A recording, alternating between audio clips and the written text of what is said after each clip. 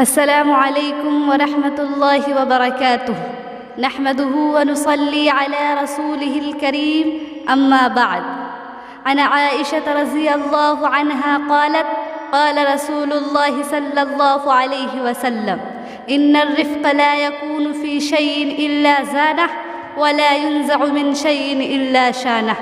گرامی قدر مشاہدین و مشاہدات، نبی صلی اللہ علیہ وسلم ایک دن صحابہ کرام رضی اللہ عنہم کے درمیان نرمی کی اہمیت بیان کرتے ہوئے فرمایا، نرمی جس چیز میں بھی ہوتی ہے اس کو خوبصورت بنا دیتی ہے، اور جس چیز سے نرمی نکال دی جاتی ہے اسے عیبدار بنا دیتی ہے۔ ناظرین و ناظرات، کچھ جگہوں پر نرمی کی ضرورت ہوتی ہے اور کچھ جگہوں پر سختی کی ضرورت ہوتی ہے۔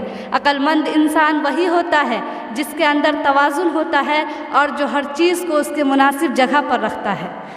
جہاں سختی کرنی ہو وہاں نرمی کا معاملہ کرنا حماقت کہلاتا ہے، اور بالکل یہی معاملہ نرمی کی جگہ سختی کرنے کا بھی ہے۔ سامعین و سامعات، بچوں کی تربیت کے سلسلے میں کامیاب طریقہ یہ ہے کہ والدین باری بنا لیں۔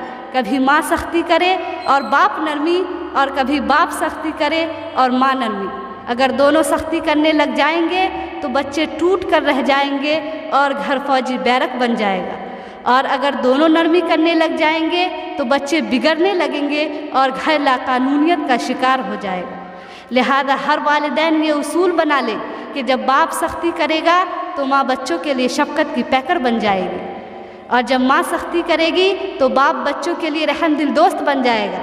ہمارا مقصد اولاد کی تربیت ہے، ان کو توڑنا نہیں، ان کی اصلاح کرنا ہے، ان کو شکست دینا نہیں۔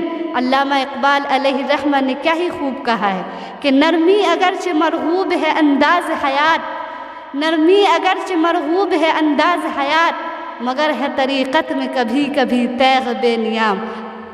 وما علینا الا البلاغ، والسلام علیکم۔